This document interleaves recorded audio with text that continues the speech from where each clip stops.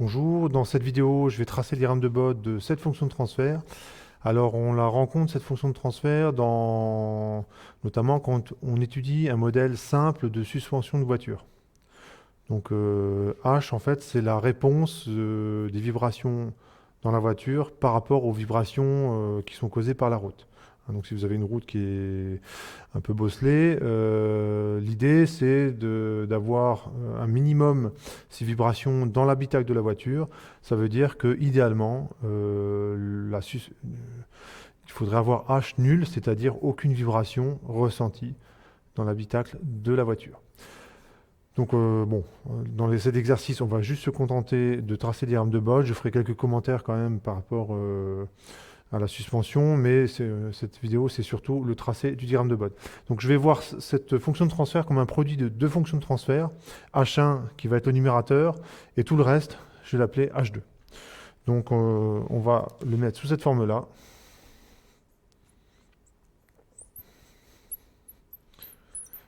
Et l'intérêt de faire ça, c'est que on va réussir à tracer facilement H1, on va réussir à tracer relativement facilement H2, et il y aura juste à sommer les deux diagrammes de Bode que je vais obtenir pour avoir le résultat. Alors H1, ça va être le numérateur, exclusivement le numérateur. Et H2, ben, c'est tout le reste. Donc c'est 1 moins oméga carré sur oméga 0 carré, plus j oméga sur q oméga 0. Voilà. Donc je vais commencer, on va commencer par H1, et puis H2, puis la somme. Voilà, donc je vais m'intéresser à la fonction de transfert H1. Donc j'ai un petit doute, donc ça c'est la bonne écriture. Je me demande si j'ai pas mis le oméga 0 au numérateur. Donc ça, voilà, mais ça c'est effectivement la bonne forme. Et je vais commencer par calculer le gain, enfin le gain, excusez-moi, le module de la fonction de transfert. Donc c'est racine de 1 au carré, plus la partie imaginaire au carré, donc ça donne ceci. Faites attention, le j, je ne l'ai pas mis au carré. Quand la partie imaginaire, c'est uniquement ce qui est en facteur de j. La phase, donc c'est l'argument de ce truc-là. Et l'argument de ce truc-là, c'est arctangente de la partie réelle, partie imaginaire, pardon, ici, sur la partie réelle, qui vaut 1. Du coup, ça me donne une expression assez simple. Et comme la partie réelle est positive, eh ben, c'est bon, je peux m'arrêter là. J'en déduis le gain en décibels, qui vaut 20 log du module de la fonction de transfert. Et je vais continuer ici le calcul. Donc GdB1, ça vaut. Alors, je vais détailler un petit peu, mais la fonction racine, c'est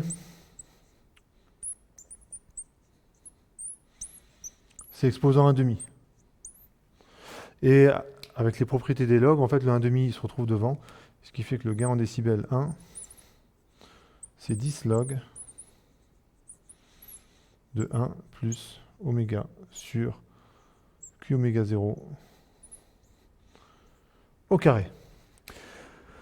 Donc je vais pouvoir faire l'étude asymptotique, donc haute fréquence, basse fréquence, et puis on va dire que ça va, là ici ça va suffire, je vais me contenter du diagramme asymptotique. Et je vais pouvoir tracer ce premier diagramme de Bode.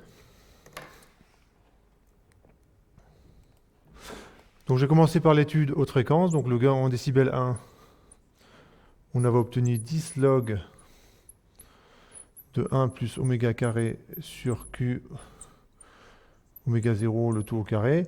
Et comme on est en haute fréquence, ici la haute fréquence, attention, c'est oméga plus grand que q oméga 0. C'est en fait c'est q oméga 0 le bon paramètre, donc faites attention. Et ben dans ce cas-là, ce terme-là, il est celui-là, le 1, il est négligeable.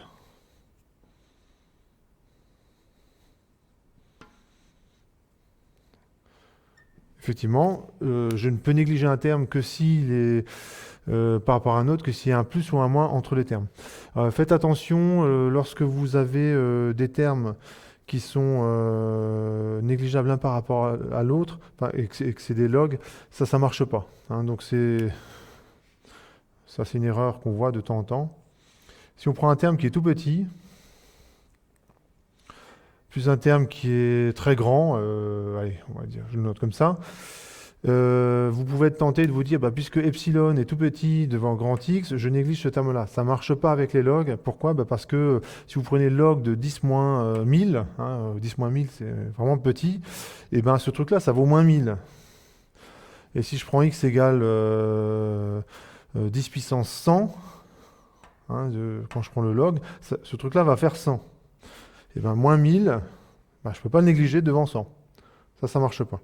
Hein, donc des fois, on voit cette petite erreur.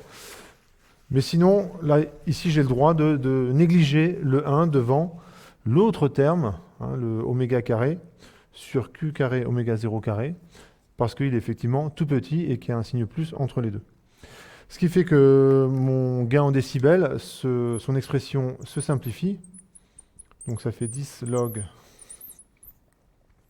de oméga sur q oméga 0. Et le carré, je peux le sortir du log. Donc le gain en décibels 1. En haute fréquence, hein, donc c'est environ égal, ça fait 20 log. Donc je fais apparaître la pente ici, moins 20 log de q oméga 0. Voilà, ça c'est pour l'asymptote, je vais la tracer dans un instant. Pour la phase, c'est arctangente de oméga sur q oméga 0.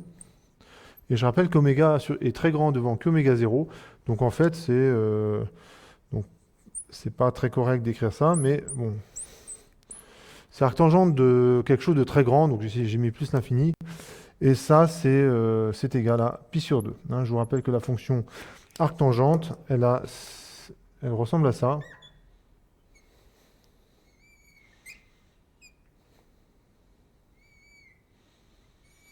Bon. Il n'a pas l'air très content, le stylo.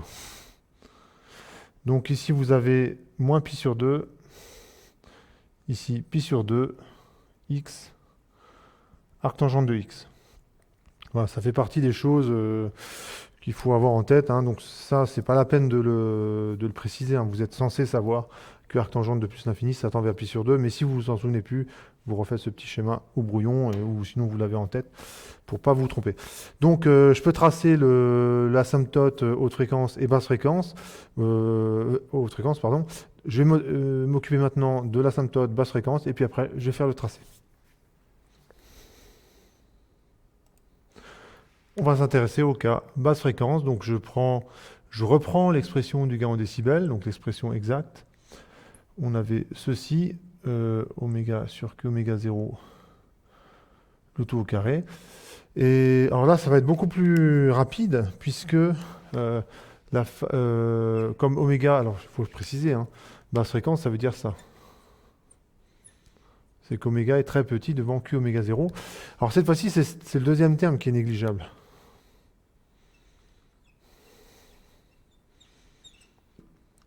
C'est le deuxième terme qui est négligeable, et donc du coup ça donne quelque chose de très simple, puisque vu qu'il reste que le 1 dans le log, 20 log de 1 ça fait 0. Donc le gain en décibels en basse fréquence, hein, là il faut toujours avoir ça en tête, hein, ça va être 0. La phase, c'est arctangente de 1 plus... je vais y arriver... donc, mince, j'ai fait une erreur, c'est l'expression CD ça, oméga sur q oméga 0.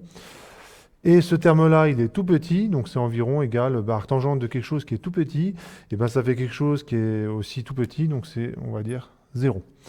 Donc cette fois-ci, j'ai fini l'étude asymptotique, haute fréquence, basse fréquence, et je peux tracer le diagramme asymptotique. Voilà, donc j'ai rappelé le résultat en basse fréquence, le résultat en haute fréquence. Alors je vais placer ici, j'ai oméga en abscisse, en échelle logarithmique. Je vais placer oméga 0 ici. Donc forcément, bah, je vais, allez, disons 10 oméga 0 ici. 0,1 oméga 0, ça serait à peu près par là. Évidemment, je vais répéter comme ça, genre à peu près 100 oméga 0 par ici, etc., etc. J'ai la même chose sur l'axe du bas, donc ça c'est oméga 0, 0,1 oméga 0, 10 et 100. Voilà. Donc ça c'est typique d'une échelle logarithmique, hein. Donc en abscisse, en fait, c'est logarithme de oméga. Et bien sûr, par raison de commodité, on le note comme ceci, hein, pour que la lecture soit beaucoup plus facile. Je vais commencer par le plus facile, le gain en décibels. Alors, en basse fréquence, oui, chose importante, il faut que je précise un facteur de qualité. Donc, je vais prendre, pour fixer les idées, un facteur de qualité équivaut 10. Et en fait, quand je vais faire varier le facteur de qualité, en fait, ça ne va pas changer grand-chose. Ça va simplement faire translater la courbe de gauche à droite. Donc, si je prends Q égale 10, ça veut dire que Q oméga 0, ça vaut 10 oméga 0. Donc, en gain en décibels, ça donne ça. Pour l'asymptote, basse fréquence. Donc ça, c'est tracé. Pour l'asymptote haute fréquence, ce qu'on remarque, c'est que j'ai une pente de plus 20. Donc je sais que j'ai une droite. Alors, je n'ai pas encore gradué l'axe des ordonnées. Je sais que j'ai une pente positive.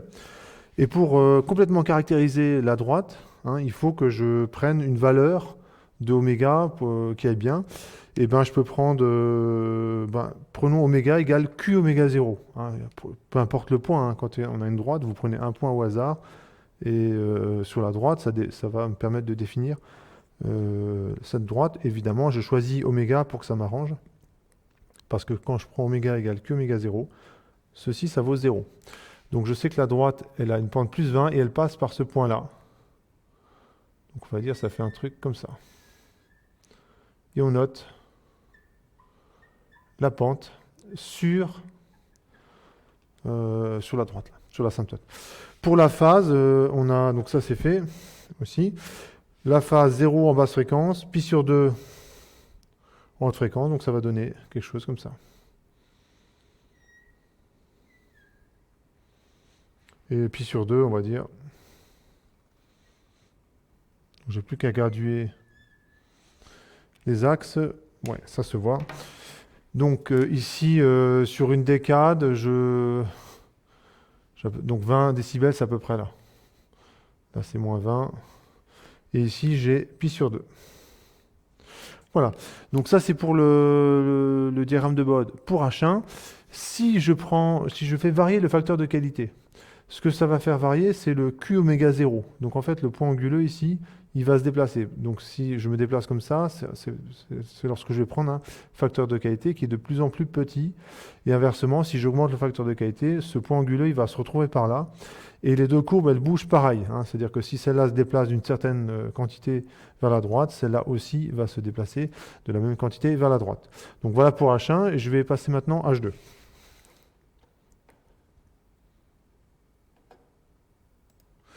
Voilà, donc maintenant je m'intéresse à H2, donc je calcule le module. Donc je vous rappelle que le module d'un quotient, c'est le quotient des modules, ce qui fait que j'ai le module du numérateur qui vaut 1, et je divise par le module du dénominateur, et la partie réelle, c'est tout ça. Donc ça me donne ceci, oméga carré sur oméga 0, moins oméga carré sur oméga 0 carré, au carré. Donc ça fait beaucoup de carrés. Plus ce terme-là, la partie imaginaire, que je mets, elle aussi, au carré. Donc voilà pour le module, donc c'est très rapide, hein. Faut vraiment penser à le module d'un quotient, c'est le quotient des modules, hein, pour arriver tout de suite à ce résultat. Je calcule l'argument, donc c'est l'argument d'un quotient, c'est la différence des arguments, donc ça fait argument de 1, donc c'est argument du numérateur, moins l'argument du dénominateur, donc je recopie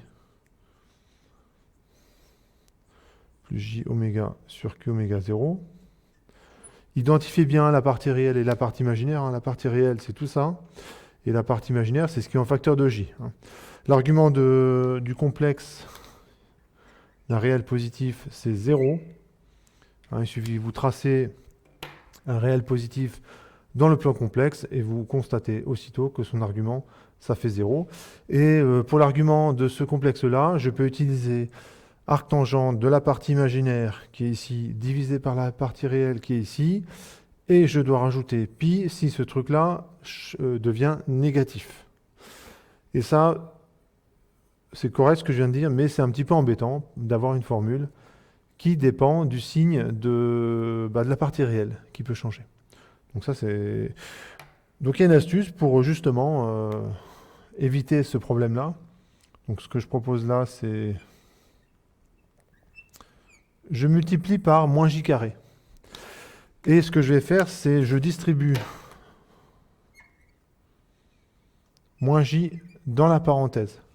En fait, je laisse un j en dehors de la parenthèse, et le moins j qui reste, je le mets dans la parenthèse. Quand je vais faire ça, en fait, je vais permuter la partie réelle et la partie imaginaire, et le gros avantage, c'est que cette fois-ci, je vais avoir une partie réelle qui ne change pas de signe. Donc ça donne le résultat suivant. Phi 2, donc ça fait 0, donc c'est moins l'argument. Donc le J, ça c'est le J que j'ai laissé à l'extérieur. J'introduis le moins J, je le distribue dans la parenthèse, et j'ai ce premier terme qui apparaît, puisque ici j'ai un moins J carré qui vaut 1, donc ça donne ceci, plus J. Alors comme j'ai distribué moins J dans la parenthèse, il faut faire attention, il y a un changement de signe ici. Bon, vous faites un petit peu attention et ça ne devrait pas poser de problème. Voilà, je ferme 3 parenthèses. L'argument on a produit, c'est la somme des arguments, donc ça fait moins argument de J moins argument. Je recopie ça.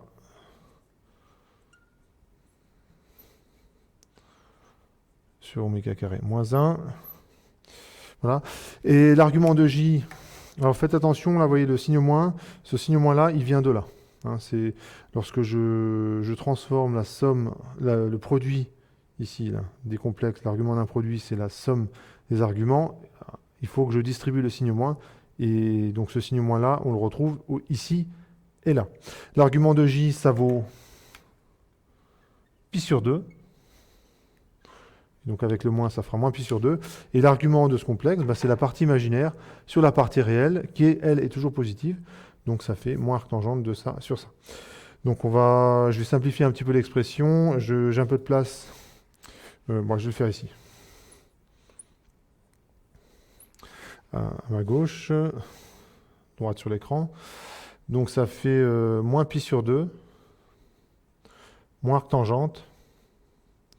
Alors, le terme qui est à l'intérieur, lorsqu'on enlève toutes les fractions de fractions, qu'on le simplifie, enfin, qu'on le réarrange un petit peu, vous arrivez sans encombre à cette expression-là. Donc ça, c'est que du calcul.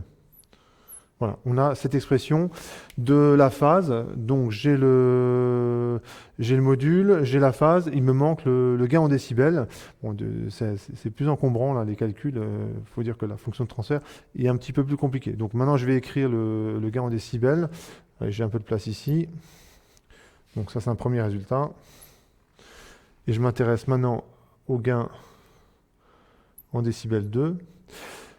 La racine au dénominateur, c'est exposant moins 1,5. Et donc avec le 20 log du module de la fonction de transfert, ça va donner moins 10 log de tout ce qu'il y a sous la racine, 1 moins oméga carré sur oméga 0 carré au carré. Donc voilà. Et ça, c'est le gain en décibels. Voilà, donc les deux résultats qui sont importants, c'est celui-là, et je vais faire une étude haute fréquence, basse fréquence, et aussi haute fréquence intermédiaire, lorsque oméga est proche d'oméga 0. Voilà, on va s'intéresser enfin on va commencer par le gain en décibels 2. On avait trouvé moins 10 log de 1 moins oméga carré sur oméga 0 carré, plus oméga sur Q oméga 0 au carré. Donc ici, haute fréquence, ça veut dire ceci, oméga très grand devant oméga 0. Et ce que vous remarquez, c'est que comme ce terme est très très grand, ce terme, il est négligeable.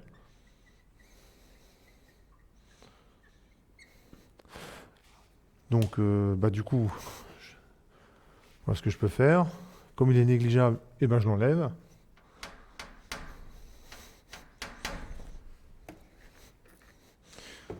Voilà. Un peu récalcitrant ce terme. Voilà. Et ici, je complète quand même ce qu'il y avait décrit. Et je me rends compte que j'avais oublié un carré ici. Donc ici, il manquait un carré. Donc le signe moins qui est dans le carré, évidemment, ne me pose aucun problème. Du coup, ici, j'ai quelque chose en oméga puissance 4.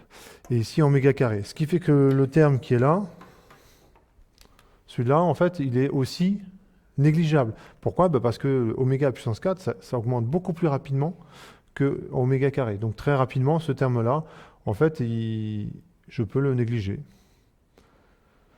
Ce qui fait que ce terme-là, étant négligeable, eh ben, il va rester que ce terme-là, avec du oméga sur oméga 0 puissance 4 qui va se retrouver devant. Et donc vous n'avez pas de mal à vous convaincre que la suite du calcul, c'est ça.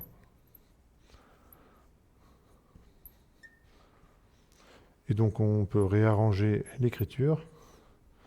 Donc ça fait moins 40 log d'oméga. Donc ça c'est important parce que comme j'ai log d'oméga en abscisse, j'ai la pente. Moins 40 décibels par décade, plus 40 log d'oméga 0. Et bien sûr, je ne peux pas négliger ce terme-là. Hein. Je vais déjà expliquer. Hein, certes, oméga est très grand devant oméga 0, mais à cause du log, ce terme-là, il n'est pas négligeable du tout. Je m'intéresse à la phase. Donc c'est moins pi sur 2, moins arc tangente de Q oméga sur oméga 0, moins oméga 0 sur oméga. Et ce truc-là, il est très très grand. Hein, effectivement, lorsqu'oméga est grand, ça c'est tout petit. Par contre, ça c'est très très grand. Et donc c'est... Allez, je mets plus l'infini. Et arc tangente de plus l'infini, c'est pi sur 2. Avec le moins qui est là, ça fait moins pi sur 2. Et le moins pi sur 2 qui est là, ça se rajoute. Et ça fait moins pi. Donc voici pour l'étude haute fréquence. Je fais la même chose en basse fréquence. Et donc ça va donner ceci. Voilà, donc on va s'intéresser à la basse fréquence. Je recopie l'expression qu'on avait obtenue. Donc c'est 1 moins oméga carré sur oméga 0 carré au carré.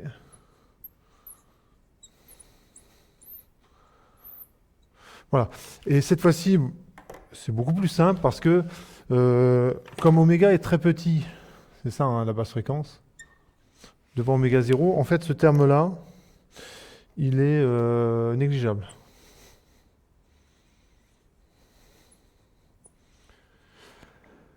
Ce terme-là aussi d'ailleurs. Ce qui fait que dans le log, il reste quoi? Il reste 1. Les logs de 1, ça fait 0. Donc le gain en décibels en basse fréquence, pour le gain en décibels 2, et ben son asymptote, c'est 0.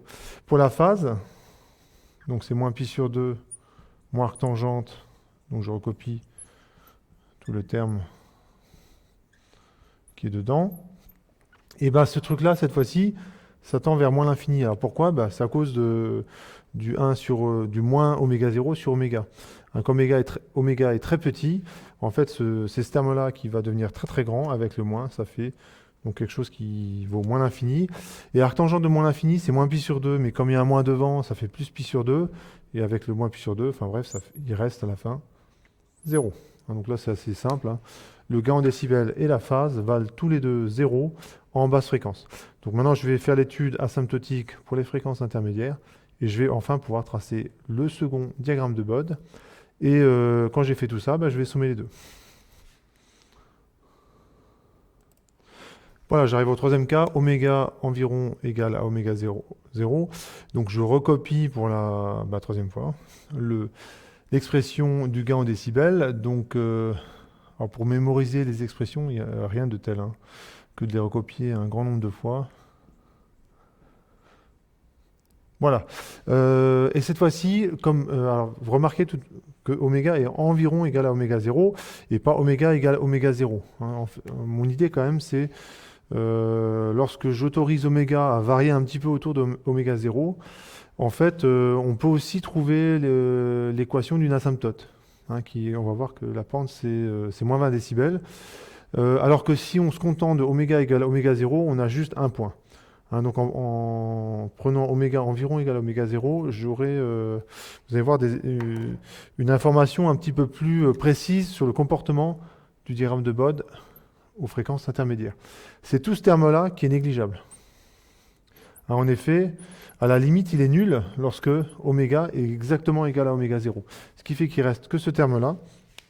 Et le gain en décibels, cette fois-ci,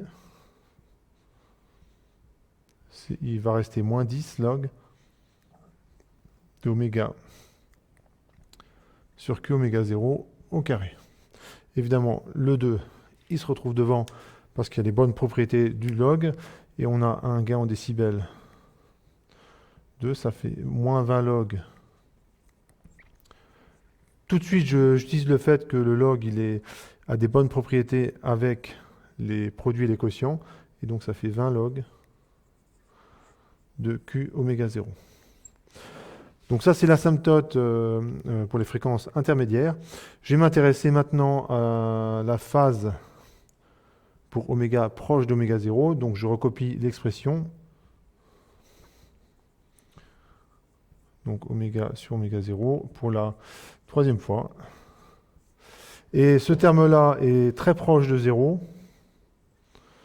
Et donc finalement, bah, c'est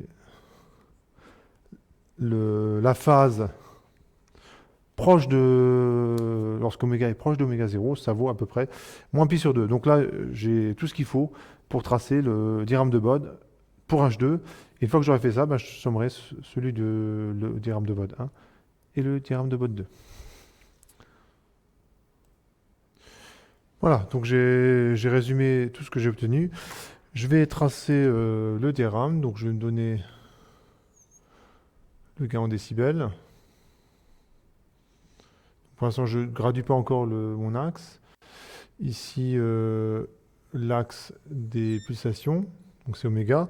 En échelle logarithmique, donc si je mets oméga 0 ici, disons 0,1 oméga 0 ici, 10 oméga 0 ici, etc. Donc là, j'arrête la graduation pour ne pas surcharger. Et pour la phase, on a, au phi 2, on a ceci.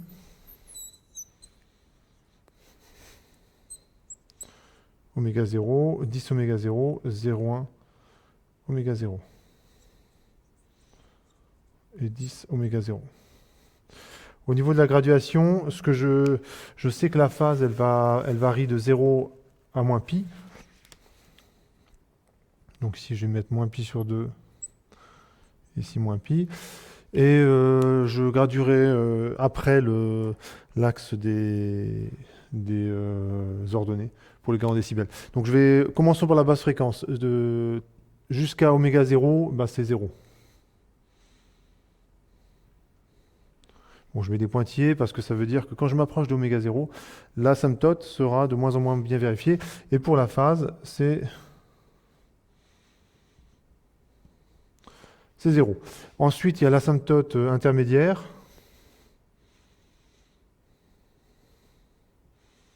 Et l'asymptote haute fréquence. Voilà, comme ça, je le fais tout dans la foulée. On a ceci. Pour l'asymptote haute fréquence, je suis à 40 décibels par décade. Donc en haute fréquence, si je regarde ce terme-là, je vois que la pente, c'est moins 40 décibels par décade parce que c'est en facteur de log d'oméga. Hein, et ça tombe bien, je suis en échelle logarithmique. J'ai log d'oméga en abscisse. Il me manque juste un point à ma droite. Et bien, si je prends oméga égale oméga 0, ici ça fait 0. Ça veut dire que mon asymptote haute fréquence,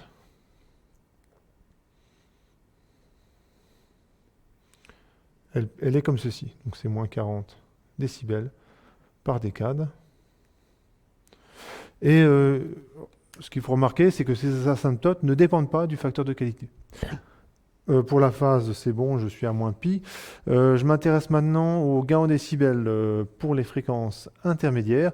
Donc la pente ici, je le vois ici, c'est moins 20 parce que c'est un facteur de log d'oméga. Et lorsque je prends oméga égale oméga 0, hein, je vais remarquer qu'il me reste 20 log du facteur de qualité. Donc cet asymptote dépend du facteur de qualité. Donc j'avais pris un facteur de qualité qui vaut 10. Je vais faire la même chose. Et si je prends un autre facteur de qualité, en fait, ça va faire monter ou descendre cet asymptote. Alors ici, si je regarde, lorsque j'avance d'une décade, je suis à moins 40. Donc moins 40, c'est à peu près ici. Ici, j'ai moins 20. Alors si je prends un facteur de qualité qui vaut 10, 20 log de 10, c'est 20. Donc je sais que l'asymptote passe par ce point-là, à peu près, avec une pente de moins 20.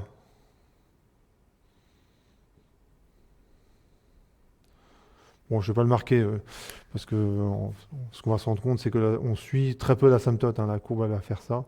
Elle monte, elle rejoint cet asymptote intermédiaire, et puis elle descend sur l'asymptote haute fréquence. Et si je prends un facteur de qualité qui vaut 0,1, donc ça, je ne vais pas le représenter, parce que ça va alourdir le schéma, je vais me retrouver avec une asymptote intermédiaire qui est beaucoup plus basse. Et en fait, le diagramme de Bode, du coup, il serait comme ceci. Et pour la phase, on aurait un petit ralentissement de la phase à ce niveau-là. Hein, ça fait une courbe, un peu comme un escalier. Alors que pour Q égale 10, on aura quelque chose qui est plus franc, on passe de 0 à moins pi très rapidement. Enfin, lorsqu'on augmente un peu la fréquence, on passe rapidement de 0 à moins pi. Donc là, j'ai à peu près fait l'étude du gain en décibels 1 et 2.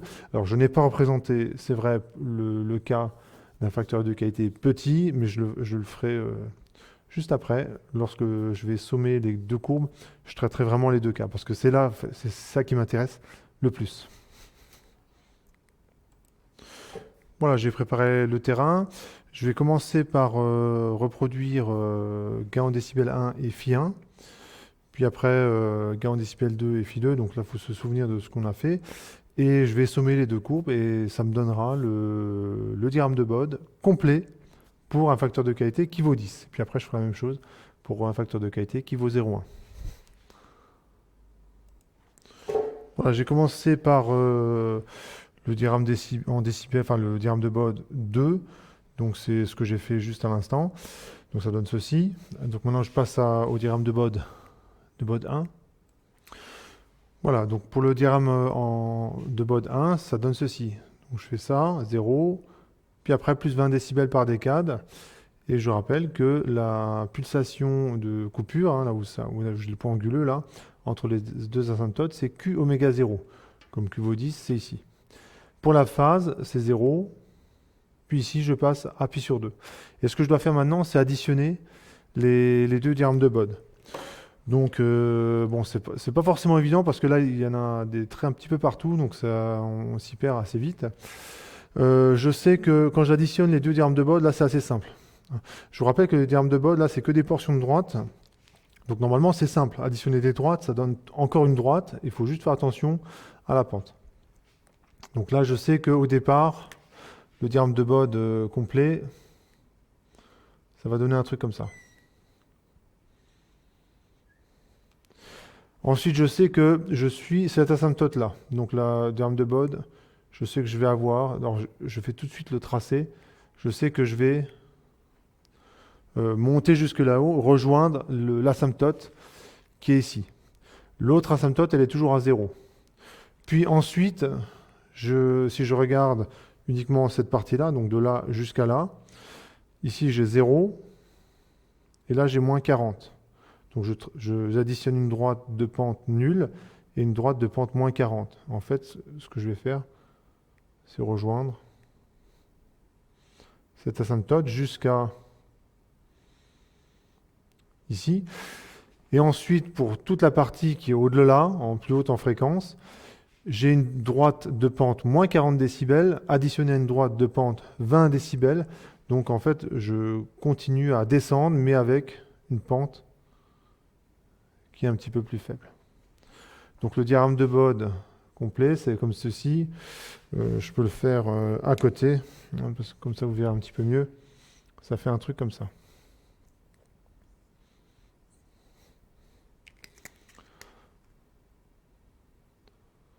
Ensuite, j'ai une résonance, je descends brutalement et après, je descends avec une pente un petit peu moins forte.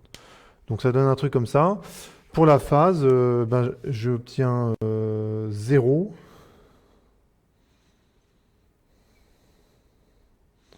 Ensuite, je descends quasiment. L'autre Φ1 est toujours à 0. Hein. Là, ce que je représente, c'est Φ1. Et Φ2, ça fait quelque chose comme ça. Donc au départ, en fait, je suis Φ2. Mais à un moment donné, Φ2, Φ1, pardon, réaugmente.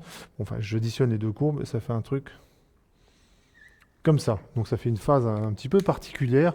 Hein, un déphasage de moins pi, puis je reviens à moins pi sur 2. En effet, hein, lorsque j'additionne moins pi plus pi sur 2, j'arrive bien à moins pi sur 2. Donc au niveau de la phase, hein, si je fais un petit résumé, j'ai une petite capsule. Ici, pour la phase, en fonction d'oméga, on aura un tracé qui ressemblerait à ça. Donc ça fera un truc comme ça. Voilà, pour la phase. Donc c'est assez complexe quand même, comme diagramme de Bode. Hein. C'est pas du tout un truc simple. Hein. Il y a quand même pas mal de travail avant d'arriver à ce résultat-là. Je vais faire la même chose, mais pour Q égale 0,1. Donc ce que ça va changer, c'est que cette asymptote, elle va descendre, elle va se retrouver par là. Et ce point anguleux-là, il va se retrouver ici. Hein. Donc ça va changer un petit peu la forme du diagramme de Bode. Alors avant de le faire, je vais quand même commenter un petit peu. Donc j'avais dit que ça correspondait à la fonction de transfert d'une suspension. Hein. Donc l'entrée, c'est la hauteur de la route, hein, qui n'est pas forcément régulière. La sortie, c'est ce que ressentent les passagers. Hein. C'est le mouvement de la caisse de la voiture. Et pour une suspension idéale, typiquement, c'est en basse fréquence, je suis la route. Hein, encore heureux. Hein, parce que si même en basse fréquence, je ne suivais pas la route, je vous laisse imaginer ce que ça pourrait donner. Donc ça, c'est normal. Hein, là, ça veut dire que je suis la route en basse fréquence. Hein, quand la route, elle monte, quand il y a une montée, la voiture, elle monte. Quand il y a une descente, la voiture, elle descend. Hein, c'est vraiment de la basse fréquence. Hein. Quand une route monte, ça peut monter pendant... je sais pas, 30 secondes, et puis après ça redescend, puis ça redescend pendant 30 secondes. Donc ça fait vraiment de la basse fréquence. Et l'idéal pour une suspension, c'est qu'au-delà d'une certaine fréquence, hein, typiquement autour du Hertz, ce serait bien que ça coupe, en fait, que on ne ressente plus les vibrations, les variations de la route à l'intérieur du véhicule. Donc idéalement, il faudrait que le gain en décibels décroisse très rapidement au-delà de cette fréquence. Donc on va dire que c'est pas si mal que ça, parce que quand on regarde, là ça c'est bien, là ça descend bien, donc on va dire que c'est pas mal. Il y a quand même un défaut, un gros défaut quand même, c'est cette résonance. Ça veut dire que votre véhicule, il a tendance à osciller naturellement à cette fréquence-là. Ça veut dire que si vous prenez un trottoir, vous descendez d'un trottoir, si vous passez sur un dos d'âne, votre suspension va se souvenir pendant un moment de cette perturbation. Donc le véhicule, il a tendance à osciller à cette fréquence-là. Et évidemment, pour les passagers, ça peut être assez pénible, hein, si vous souffrez du mal des transports.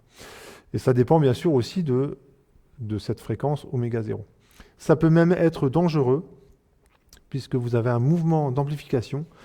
Donc la caisse de la voiture peut se retrouver à faire des mouvements qui sont très amples, par rapport au mouvement de la route. Donc au bout d'un moment, ça finit quand même par poser des petits problèmes.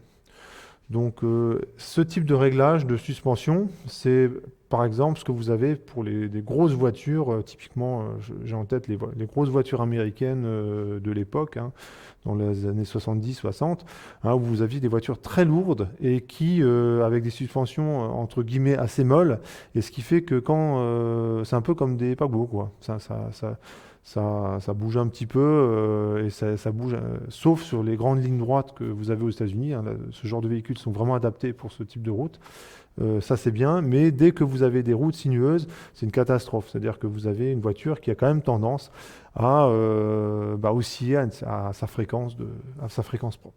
Voilà, j'ai passé au cas Q égale 0,1 et puis je ferai un petit commentaire. Voilà, j'ai essayé de garder au maximum ce que j'avais déjà fait. Je vais tracer pour gain en décibel 2, j'aurai une asymptote qui va ressembler à ça.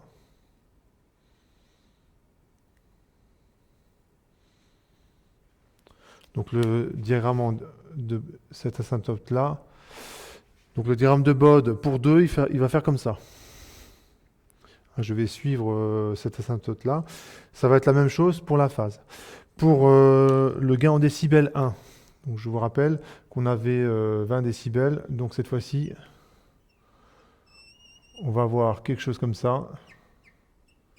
Donc c'est la même pente, mais cette fois-ci, le point anguleux, il s'est déplacé. Donc je vous rappelle que c'est Q oméga 0, le point anguleux, et comme Q vaut 0,1, il est là. Ce qui fait que pour la phase, je vais avoir, cette fois-ci, une phase qui vaut pi sur 2. Donc là, je ne suis pas en train de souligner les phases. Là, je représente la phase pour le diagramme de Bode 1. Et cette fois-ci, comme tout à l'heure, je vais sommer les deux diagrammes. Donc jusque-là, on va dire ça ne change rien. Et de là jusqu'à là, si je regarde entre cette pulsation et cette pulsation-là, j'ai une pente de plus 20 décibels et j'ai une pente de moins 20 décibels. Et quand je vais sommer les deux, ça va continuer à faire... je vais y arriver. Ça continue à faire 0. En fait, là, il ne se passe pas grand-chose. Ensuite, en fait, non, c'est vrai jusque là, en fait. J'ai dit que j'allais de là à là, mais en fait, je peux aller jusqu'à peu près ici. Ici, j'ai plus 20 décibels par décade. Là, j'ai moins 20 décibels par décade. Donc, jusqu'ici, je suis à 0. Et quand j'arrive ici, j'additionne une droite de pente plus 20 et une droite de pente moins 40, ce qui fait que je me retrouve avec une pente ici qui vaut moins 20 décibels par décade. Donc ça va donner un truc comme ça. Donc c'est beaucoup plus simple, puisque vous avez en gros deux portions. Donc c'est étonnant qu'avec quelque chose d'aussi compliqué avant, quand on somme, ça fait juste comme un premier ordre. Lorsque j'additionne la phase, ici ça fait 0, et ça continue à faire 0, parce que ici c'est pi sur 2, là c'est moins pi sur 2. Et à peu près arrivé ici, j'ai plus pi sur 2 et moins pi, donc je vais me retrouver à moins pi sur 2. Donc ça ressemble fort à un premier ordre. Donc si on fait un petit résumé pour qu'on y voit quelque chose.